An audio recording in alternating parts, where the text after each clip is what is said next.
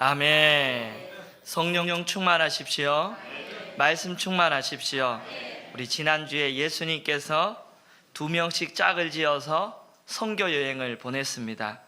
그 보냄받은 그 제자들이 가서 회개를 전파하고 또 예수의 이름으로 귀신을 쫓아내고 그 병자들을 아주 고쳤지요.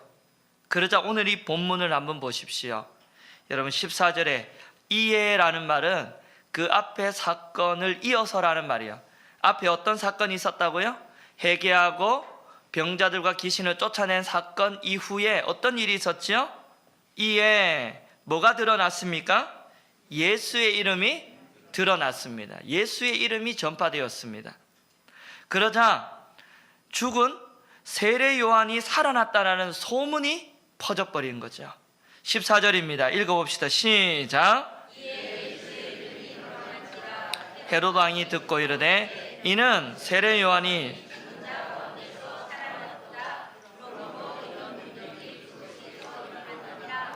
사람들이 말하기를 세례 요한이 죽었다 살아났다.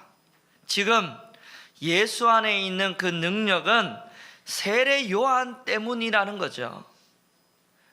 이라크에 그 만다교라고 하는 소수의 종교가 있습니다. 그 세례 요한을 메시아로 믿고 있는 종교입니다.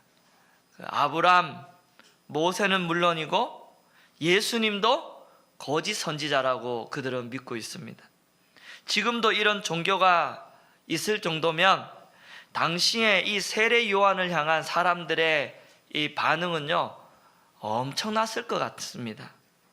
세례 헤롯조차도 요한을 의롭고 거룩한 사람이라고 알고 있습니다. 그런 세례 요한이 죽었습니다. 여러분 이런 상황 속에서 제자들이 복음을 전해야 됩니다. 바른 말을 하면 죽을 수도 있습니다.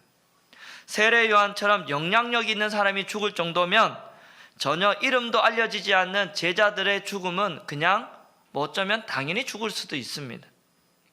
성경에 많은 그런 헤롯들이 등장합니다.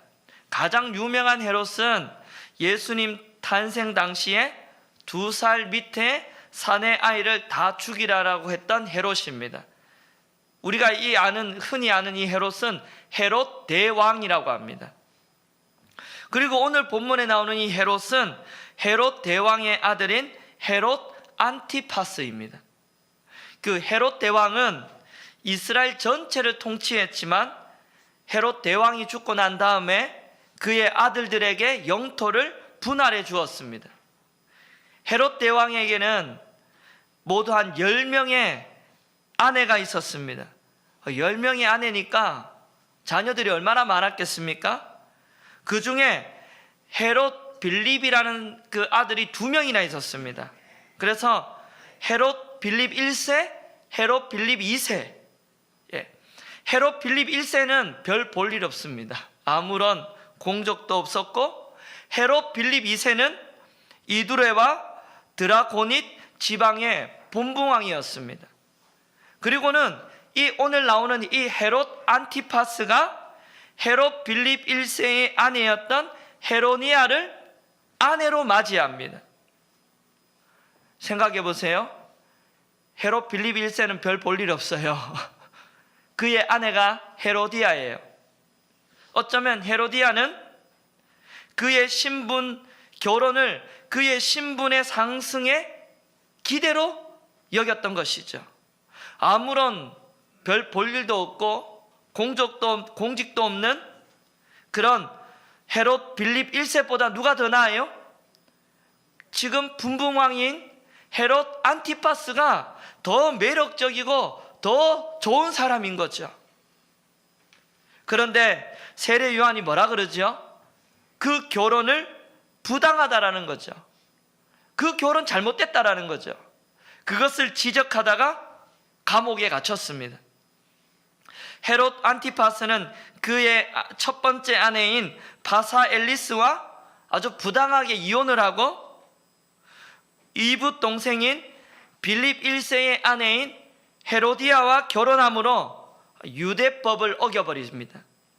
세례 요한이요 레이기 말씀에 근거해서 형제의 아내를 취하는 것을 부당하다라고 계속 지적하고 있습니다. 우리 18절 보겠습니다. 18절 읽어보겠습니다. 시작. 이는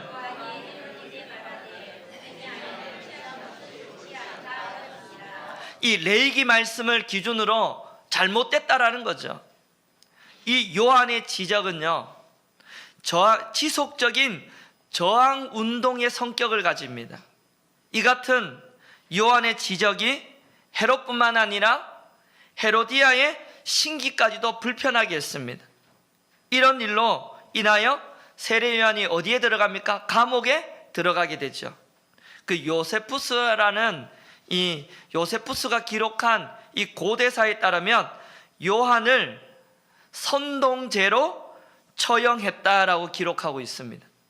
그러니까 이 헤로디아는 당장 지금 이 세례 요한을 죽이고 싶어요. 그러나 이 요한을 바로 죽일 수 없는 그 이유가 오늘 본문에 나옵니다. 헤로디아는 요한을 죽이고 싶지만 세례 요한을 함부로 할 수 없는 이유는 세례 요한은 사람들에게, 백성들에게 아주 존경을 받는 인물이기 때문입니다. 그래서 여러분, 정치적인 부담이 있어요. 20절 한번 보겠습니다. 20절입니다. 시작.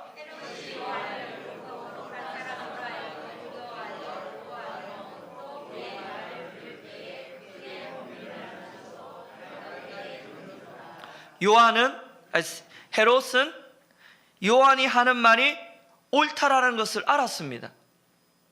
그리고 뭐라 그러죠? 두려워했다 그랬어요. 세례 요한을 두려워했다 그랬어요. 최고의 권력을 가진 자가 세례 요한을 두려워할 정도로 백성들이 세례 요한을 아주 존경했습니다.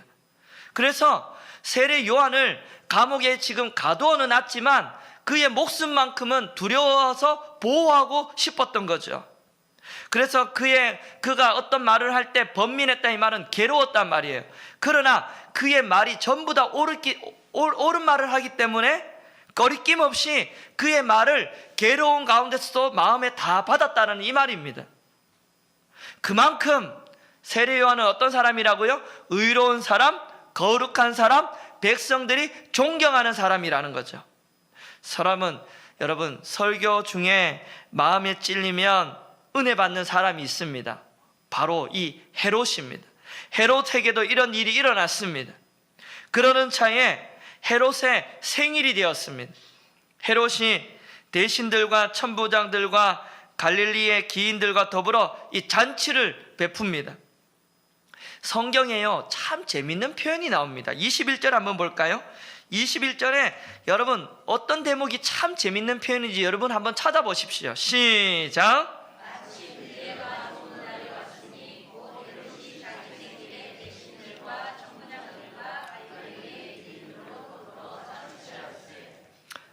재밌는 표현이 뭐예요? 여러분, 재밌는 표현이 뭘 것 같아요? 마침 기회가 좋은 날이 왔으니, 야, 여러분, 누구인데 좋은 기회예요?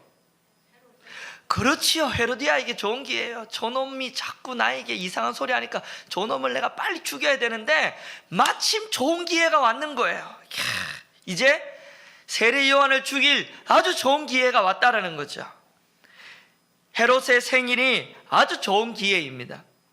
생일 잔치에 정치인들, 로마의 이 군인의 지휘관들, 갈릴리 지역의 유명인사들을 다 초대했습니다. 그리고는 그 헤로디아가 손님들 앞에서 자신의 딸을 내보내어 가지고 뭐하게 하죠? 춤을 추게 합니다. 이 헤로디아의 이 춤솜씨가 아주 보통이 아니었나 봅니다. 딸의 춤솜씨가. 이 딸의 춤을 보고는 마음이 흡족해서 아마 이 헤롯이요, 아주 감정적이고 즉흥적인 사람 같아요. 소원이 뭐냐고 묻습니다. 이 사람들 앞에서 이 소원을 들어주겠다라는 거죠. 그런데 그 소원이 어떻습니까? 나라의 절반이라도 내가 말하면 주겠다라는 거죠. 이 말은 무슨 말이에요? 너가 말하는 거 내가 반드시 내가 지키겠다라는 거죠. 원하는 것은 뭐든지 내가 다 들어주겠다. 그러자 딸이 어떻게 하죠? 밖으로 나가가지고 누구에게 묻습니까? 엄마에게 어떻게 할까요? 조언을 구합니다. 그러자 헤로디아가 뭐라 그러죠? 좋은 기회가 왔다. 그래, 세례 요한의 목을 달라 그래라. 헤롯이요, 후회를 하지만 많은 사람들 앞에 약속을 했기 때문에 그 약속을 들어줍니다. 결국은 어떻게 됩니까? 세례 요한이 죽임을 당하지요. 오늘 이 본문 가운데 아주 중요한 두 가지 사실을 알게 됩니다. 첫 번째는 이 세상은 진리를 좋아하지 않는다라는 겁니다. 여러분, 우리가 앞에서도 보았잖아요. 군대 귀신 들린 사람을 예수님이 고쳐주신 거 기억나십니까? 예수님이 뭐라 그랬죠? 더러운 귀신아 그 사람에게서 나오라 그랬는데 귀신이 뭐라 그랬죠? 저 돼지에게 좀 들어가게 해주십시오 그랬더니 예수님이 그래 그럼 돼지에 들어가라 그랬더니 어떻게 됐어요? 돼지에게 들어갔어요. 군대 귀신이. 돼지 2,000마리가 바다에 뛰어 들어가가지고 몰살을 당했잖아요. 여러분, 귀신, 군대 귀신을 내쫓았어요. 그러면 사람들이 어떻게 될까요? 박수치고 환호하고 이야 예수님 대단하네요. 이야 최고입니다. 예수님을 높여드리고 존경하고 막 그래야 되잖아요. 그런데 성경 한번 보세요. 거라사 백성들이 어떻게 합니까? 예수님을 어떻게 대합니까? 5장 17절에 그들이 예수께 그 지방에서 떠나가기를 강구하더라. 예수님 우리 여기 있지 말고 가세요. 딴 데로 가세요. 그뿐입니까? 지난주에 예수님이 이제 고향으로 갔는데 고향은 어떻습니까? 예수님 어땠어요? 환영했어요? 안 했어요. 해당에서 복음을 가르칩니다. 사람들이 놀라고 막 엄청 놀라고요. 와 예수님의 능력이 어디서 저런 능력이 나오나 막 그랬지만 결론은 어떻게 했어요? 예수님을 배척했어요. 세상은요 복음의 진리를 환영하지 않습니다. 세례 요한이 바른 말 했더니 어떻게 되었죠? 목이 날아가 버렸어요. 헤롯 안티파스와 헤로디아를 그 결혼을 축복했다면 목이 날아갔을까요? 축복했다면 그럴 일이 있었을까요? 없습니다. 아니 그냥 축복은 하지 말고 가만 내버려 뒀더라도 죽음은 면할 수 있었겠죠. 그런데 여러분 옳은 말을 바른 말 진리의 복음을 전했더니 어떻게 되었죠? 냉혹한 죽음이 찾아왔습니다. 세상은 진리보다 자신의 권력과 체신이 더 중요하죠. 자신의 권력과 자신의 체신을 지키는 일이라면 의로운 사람, 옳은 말 하는 사람, 진리의 복음을 전하는 사람 아무 필요 없어요. 다 죽이는 거죠. 두 번째는 여러분 사람은 옳고 그른 말을 알기는 알아도 결국 행하는 것은 죄를 행한다라는 것입니다. 흔히 하는 말로 사람은 죄의 종입니다. 헤롯을 보면 그런 사실이 다 나타납니다. 20절 한번 보십시오. 20절 한 번 더 읽어보겠습니다. 시작.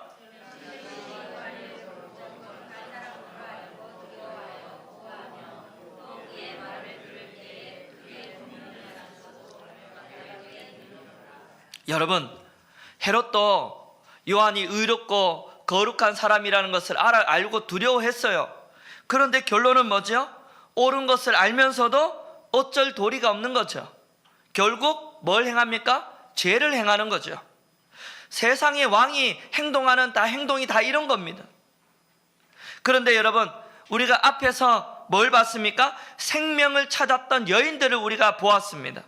12의 혈류증을 앓은 여인은 뭘 얻었죠? 구원을 얻었고 죽었던 야이로의 딸은 어떻게 됐죠? 생명을 다시 얻었습니다. 맞습니까?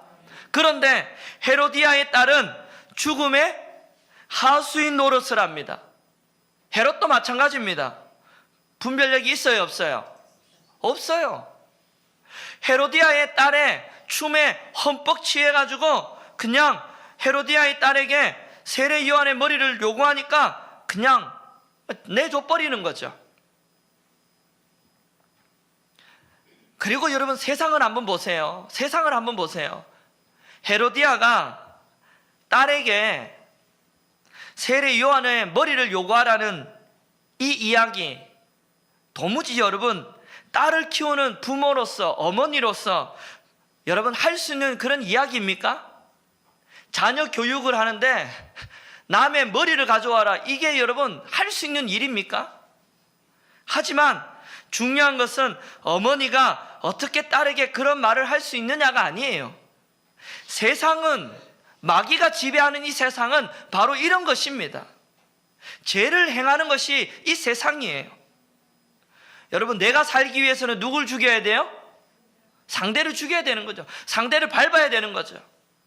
내가 신분 상승, 내가 결혼 생활에 있어서 결혼을 통해 내가 성공을 얻고 신분을 상승하기 위해서는 내 앞에 걸거적거리는 세례 요한을 어떻게 해야 돼요? 죽여야 돼요. 의로운 거, 거룩한 거 깨달아도 결론은 뭐예요? 내 앞에 해가 되는 것은 어떻게 해야 돼요? 다 없애야 돼요. 이게 세상입니다. 이 세상 속에 우리가 살고 있는 것이죠. 이 세상에 속한 사람들이, 여러분 하나님 나라를, 이 세상에 속한 사람들이 하나님의 나라를 멸하기 위해서 이렇게 발악을 한다면 우리 역시도 이 하나님의 나라를 세우기 위해 열심히 우리도 노력해야 되는 줄 믿습니다. 그러면 여러분 오늘 말씀에 이제 하고 싶은 핵심적인 내용이 이거입니다. 하나님 나라의 증인의 삶이 무엇이냐라는 것이죠. 하나님 나라의 증인의 삶. 세례 요한은 예수님의 앞길을 예비했던 그런 역할을 맡았던 사람입니다. 그가 그런 권력자의 죄를 지적했다가 죽었지요. 예수님도 마찬가지입니다. 이 세상의 모든 죄를 지적했다가 예수님도 죽으셨지요. 바리새인들, 유대의 지도자들의 죄들, 이 독사의 자식들아 하면서 예수님이 얼마나 여러분 욕을 퍼부으면서 그들을 향해 얼마나 예수님이 독서를 날리셨습니까?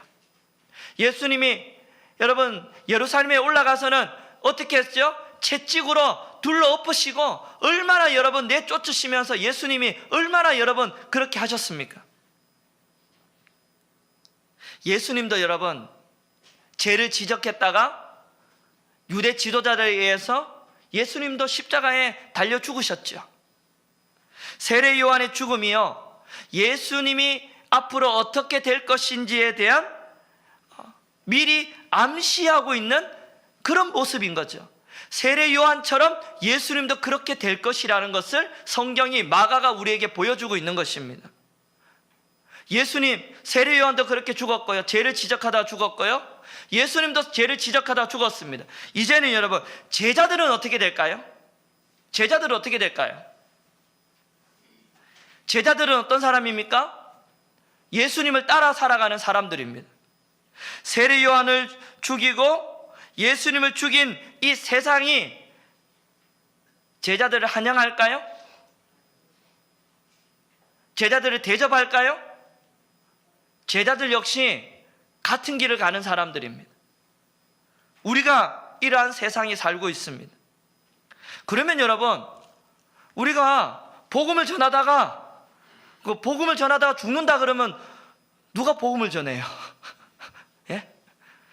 바른 말하면 죽는다 그러면 오늘 여러분 복음을 누가 전하겠습니까? 우리 신복계 성도님들, 여러분 복음 전하면 죽어요. 그러면 누가 전합니까? 그러면 이런 질문이 생깁니다.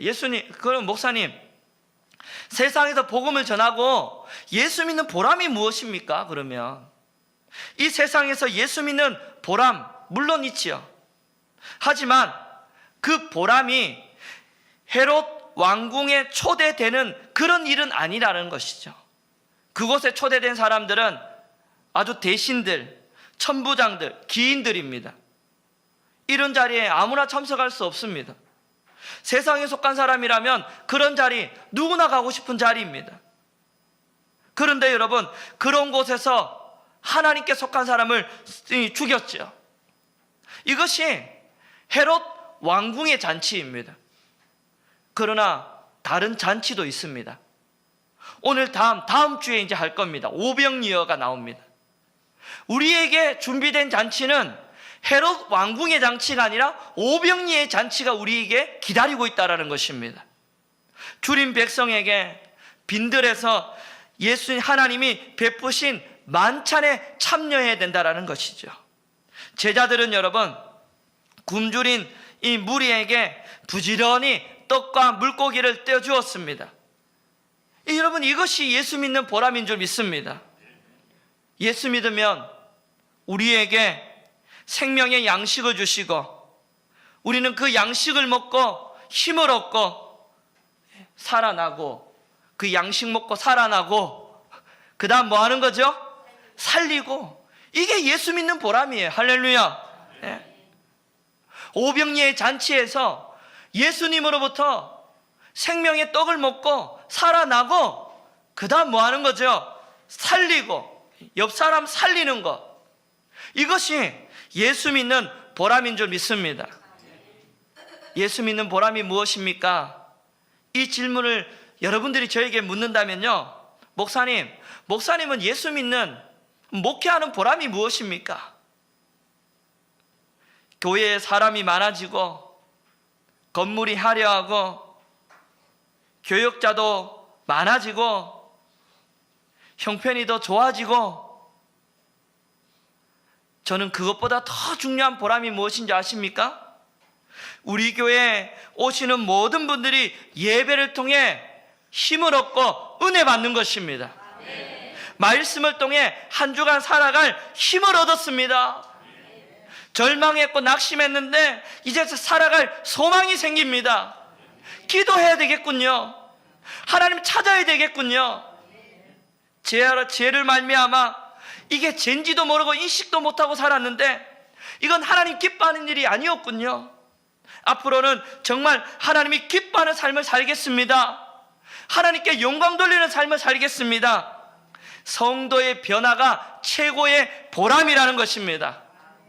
한 영혼이 교회에 와서 예수님 만나고 하나님께 영광 드러내고 이 세상 가운데 하나님의 복음을 드러내는 그 사람으로 변화되는 그 모습이 목회하는 저에게 최고의 보람인 줄 믿습니다. 여러분들의 보람은 무엇입니까? 예수 믿는 보람이 무엇입니까? 여러분, 그래서 이 증인의 삶이 뭐라고요? 증인의 삶은 한영받는 삶이 아닙니다. 예수님도 배척당했어요. 증인의 삶은 안락한 삶이 아닙니다. 예수님이 2명씩 제자들을 전도 보낼 때 어떻게 했죠? 지팡이 외에 아무것도 뭐 하지 말라? 갖지 말라. 이 집 저 집 기웃기웃거리지 말라.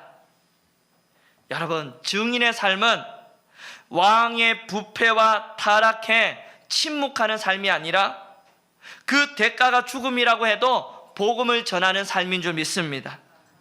사람들이 환영하지 않아도 예수 그리스도의 그 복음을 전하는 것이 증인의 삶인 줄 믿습니다. 앞으로 제자들이요, 어떤 증인의 삶을 살아야 될 것인지 지금 보여주고 있습니다. 여러분, 세례 요한의 일은 남일이 아니에요. 지금 제자들에게 일어날 일이에요.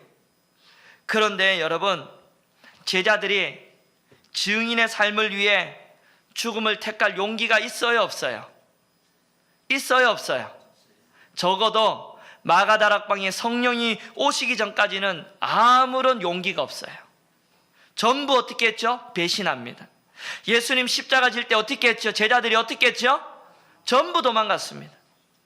예수님 신분 받을 때 옆 사람이 당신도 예수의 제자라고 할 때 베드로가요, 나는 모른다 그랬어요. 예수님을 저주하고 도망갔습니다. 전부 여러분, 예수님 십자가에 달릴 때 전부 침묵했던 사람들입니다. 우리는 여러분, 복음 증거의 대가가 죽음이라고 할지라도 침묵하지 않고 세례 요한처럼 죄를 지적해야 되지만, 우리도 역시 제자들과 마찬가지로 능력이 없습니다. 칼을 들이대면, 총을 들이대면 목숨을 내놓을 만큼 증인의 삶으로 살아갈 용기가 없습니다. 저에게도 없습니다. 그래서 예수님 뭐라 그러지요?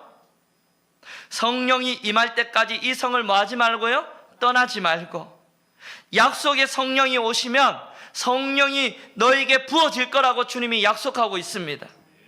제자들이요, 마가다락방에서 기도하는 동안에 성령이 부어지자 뭐가 사라져 버립니까? 두려움이 사라집니다. 할렐루야.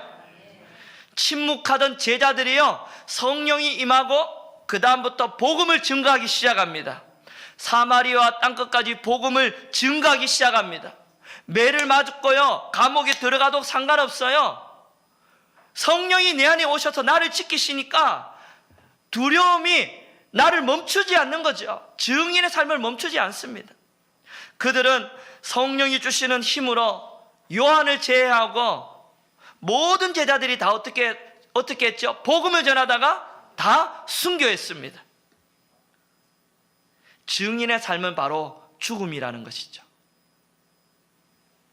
오늘 우리 주님께서 우리에게 죽음까지는 저와 여러분들에게 요구하지 않더라도,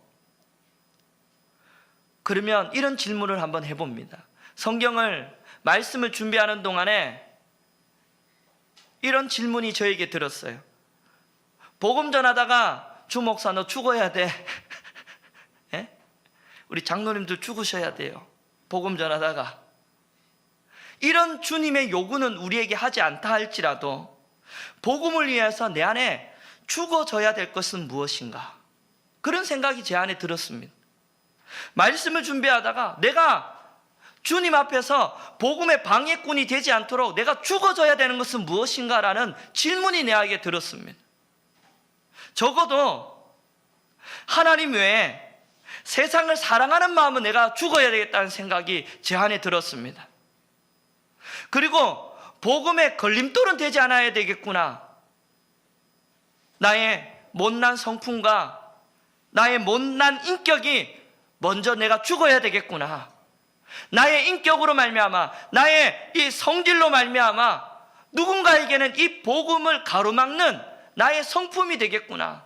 먼저는 하나님 사랑하는 마음과 내 안에 있는 성품이, 삶이 죽어야 되겠다는 생각이 이 말씀을 준비하는 내내 하나님이 저에게 주신 마음이었습니다. 미성숙한 성품이 죽어야 된다는 거죠. 어디에서 죽어야 됩니까? 교회 안에서도 죽어야 되고 가정에서도 죽어야 되는데, 어제도 조금 이렇게 텐션이 좀 올라갔습니다. 제가 아이들에게 말씀을 준비하는 내내 말씀을 나에게 주셨는데도 그단세 그것도 잊지 못하고 집에 돌아가가지고 아이들에게 이 나의 성품이 죽어지지 못하는 나의 모습을 보면서 참 내가 죽어야 될 게 뭔가, 나의 성품, 나의 인격이 더 하나님 앞에 죽어져야 된다는 것이죠. 복음을 전하는 데 있어서 방해되는 것이라면 다 죽어져야 되는 줄 믿습니다. 바울이 뭐라 그랬죠? 나는 날마다 죽노라. 다 죽어져야 돼요.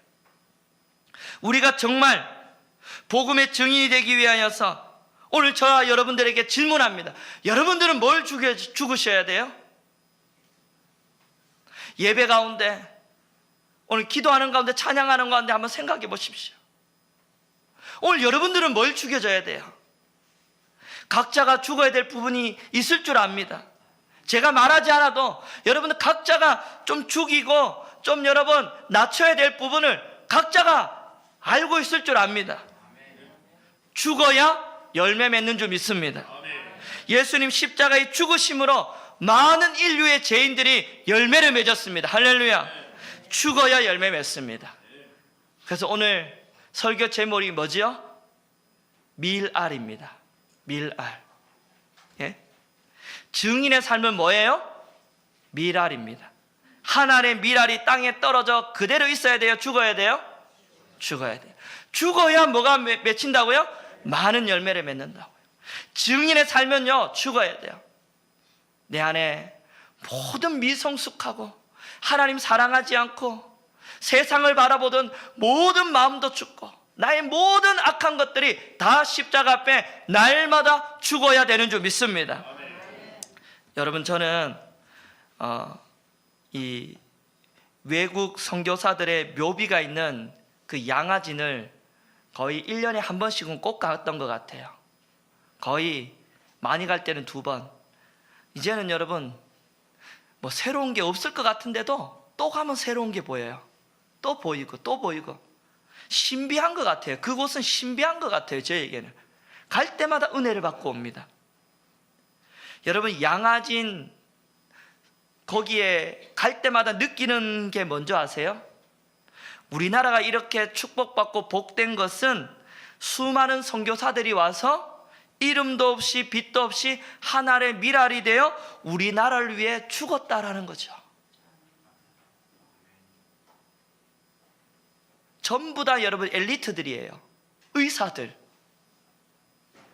엄청난 사람들이에요. 학식도 뛰어난 사람들. 그 자들이 여러분 이름도 없고 빛도 없고 알지도 못하는 조선 땅을 향해 와서 여기 와가 어떻게 해요? 복음 전하다가 죽었다라는 거예요. 어떤 사람은 태어난 그날에 죽은 선교사도 있습니다. 아이가 태어나자마자 죽은 선교사도 있고, 들어오지도 못하고 바닷가에서 죽은 선교사도 있고, 수많은 선교사들의 죽음, 하늘의 미랄이 되어 땅에 떨어져 죽었기 때문에 이 나라 민족이 이렇게 예수 믿고 구원받고 복된 한국, 대한민국이 된 줄 믿습니다. 이것을 여러분 기억하셔야 돼요. 우리도 죽어야 됩니다. 오늘 대림절 첫째 주입니다. 주님은 우리를 위하여 죽으러 오셨습니다. 혹시 여러분 가운데 죽으려고 태어나신 분 있습니까? 없죠? 예수님은 죽으려고 태어나셨어요. 예수님 죽으려고 태어나셨어요. 우리를 위해서. 우리를 위해 죽으려고 태어나신 분이 예수님이세요. 이것만 생각하면 내 안에 못 죽을 게 뭐가 있습니까? 다 죽어야죠. 예수님 죽으려고 태어났는데 나는 뭐라고 내 안에 아직도 죽지 못하고 살아서 뛰어다니는 게 얼마나 많은지 주님만 생각하며 바울처럼 날마다 죽어지는 여러분 되시길 바랍니다. 입술이 죽어지기를 바랍니다. 행동이 죽어지기를 바랍니다. 성품이 죽어지기를 바랍니다. 성격이 죽어지기를 바랍니다. 온유한 사람으로, 친절하고 더 스마일하고, 누가 봐도 저 사람은 예수 믿는 사람이구나, 이게 복음 증거의 삶입니다. 누가 봐도 저 사람은 예수 믿는 사람이야. 얼굴에 써져 있어. 그의 말과 행동에 복음 증거의 삶이 써져 있어. 그런 다 죽어짐으로 여러분 성품과 마음과 풍기는 모든 향기 속에, 삶 속에 복음 증거의 삶이 다 드러나는 신복교회 성도 여러분 되시기를 주님의 이름으로 간절히 축원합니다. 우리 자리에 일어나겠습니다.